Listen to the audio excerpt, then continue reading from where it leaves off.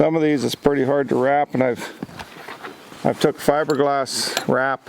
You can get that at the vet store or a hospital or whatever, and you can kind of shape that however you want with that.